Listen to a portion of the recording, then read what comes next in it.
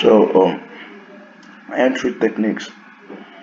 I'm gonna combine this with the common mistakes you can make trying to trade this method, right? The entry technique. So, when let's visualize this again. Upon accumulation, manipulation, OTE, close. So, when this is been taken, you expect price to go into a key level, right?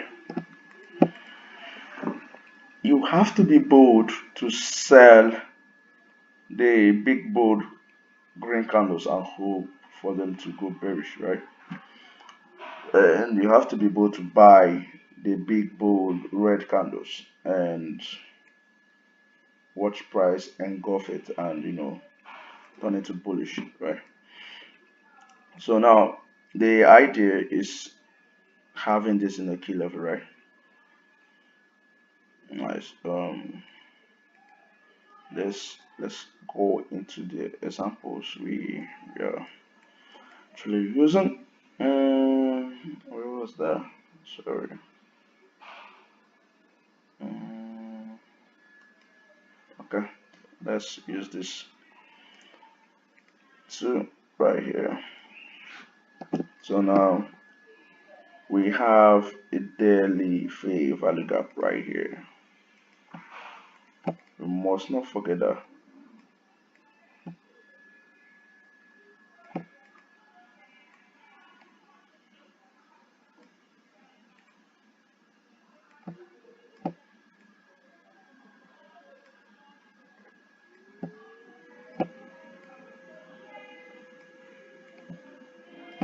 Yeah. So this is a daily fair value gap, right? And this is the high we are attacking, right? So let's go down to the 1 hour. Now it's your ability to identify the higher time frame draw on liquidity.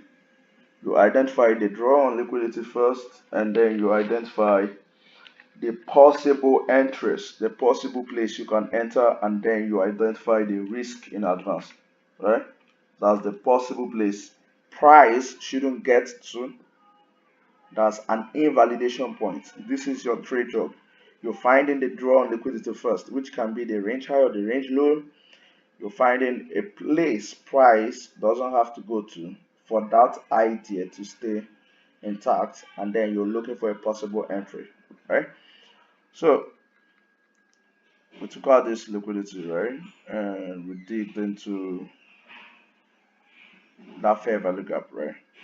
So if you were actually a high time frame trader, you would have used the low of the candle forming that fair value gap, right?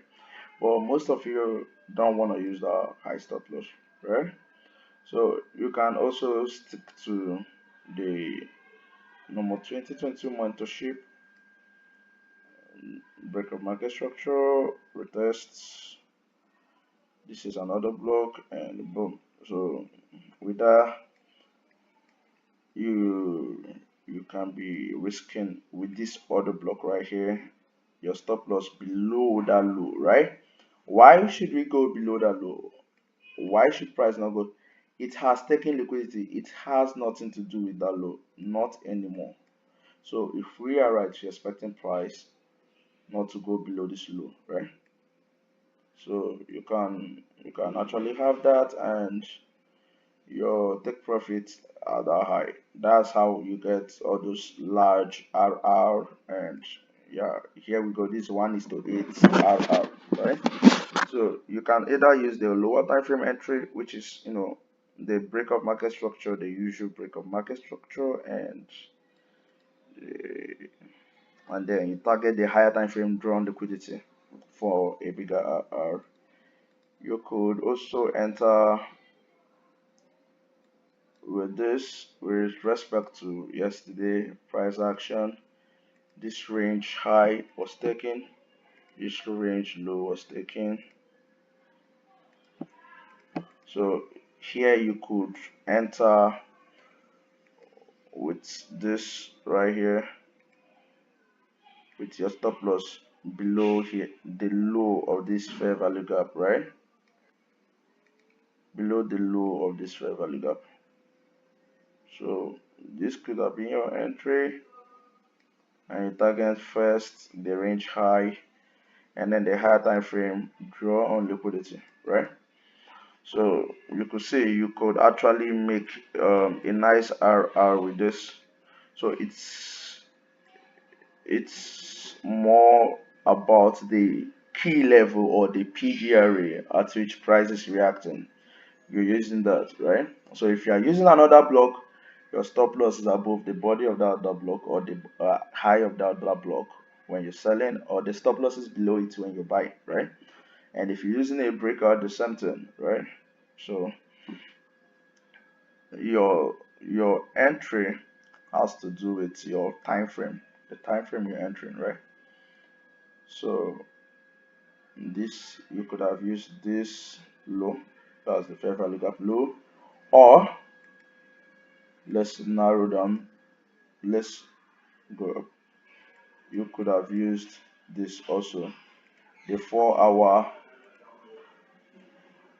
this fair value gap right here, and then you can target the high time frame drawn liquidity, or you could actually go down to your 15 minutes, and if you notice there was also a fair value gap right here, right? So you could have entered there, and let me say you entered there, your stop loss can be right below this guy right here, this swing low right here, if you are using 15 minutes, and then you target the high, right? So if you are using the 5 minutes also, you could easily do the same. Look for PDRE here, right here. And let me say you entered late in the 1 minute, folks. The 1 minute, folks. Yeah. So fair value gap, you entered here. You can actually put your stop loss right below this low and expect price not to take it out, because this low has taken out a higher time frame liquidity, right? I expect it to go, and this can be a way for you to gain a big RR, and you use the same entry, the same risk to target the higher time frame drawn liquidity. But then just a reminder, you need to catch only one of the three: total sweep, or OTE, or the close, right? So you could actually close your trade here for a 1:8 RR, or you could just target the higher time frame drawn liquidity if you have the patience. But always pay yourself, always pay the trader when the market makes itself available to you, right? So uh that's one way to, that's another way to enter it, right? Another way, the normal breaker method, right? So let me see, we do have a breaker right here.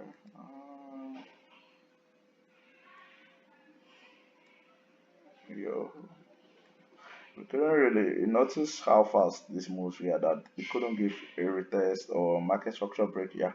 That's mostly the way it looks. The market spends much time accumulating, and then when it's time to distribute, it just speed and off. You understand? So that's the way you enter. And another one more way to enter is when price takes out the low or the high like this, you go into your lower time frame. You go into your lower time frame. This is your 1 minute. Once price takes out this and comes back into the range, I can as well take this with my stop loss at just that high and expect price not to take it out. Why? It has swept out liquidity. Once price sweeps liquidity, it automatically makes that high or that low a high resistance liquidity run. So if we are right, the market shouldn't take away this high, right? And just a reminder, you're gonna feel it more times than you actually think you're gonna get it because you're trying to rush into this. Take your time and practice it, folks. It's the real this is the way the market books, right? The highs and lows. There's always something there. It's there for a purpose, the highs and lows, right? So that's your entry technique. And the psychological side of this is this. The common mistakes you're gonna make is randomly trading highs and lows, right? You're picking almost every high and low, and you're expecting, big moves every time, right? Which is why I say you should always be the trader. Then next is not managing your risk. You have to manage your risk. I'm gonna lay emphasis on this as time goes on in the group chat. But then the common mistake is trading every high and lows. It's not that way. It has to be a high or a low close to a key level, above or below a key level that's not been tested or vested inside of it, right? So that's the way you make your entries and the timing as usual. And a reminder, you can look at every candle from the lens of open, high, low, close, from the lens of accumulation, manipulation, and distribution. What do I mean? You can also use your 4-hour charts as um, accumulation, manipulation, distribution stuff, right? So this is your 4-hour. Just I want to do a quick review on this one because I feel like a lot of you need it, right? So we opened here on the 4-hour and we manipulated to the downside and we distributed to the upside. So you can take the high time frame candle at the lens of accumulation, manipulation, and distribution. It's just left for you to find the time frame that works best for you and apply it with caution, right? And you have to practice very, very much on this to get it right. You understand? So this is it, folks. We're gonna have a live section where I analyze with you guys, and if you have any question with respect to the video, just drop your questions on the group chat, and I will attend to all of them. Right? So, with that being said, use your weekend to practice this and back test it.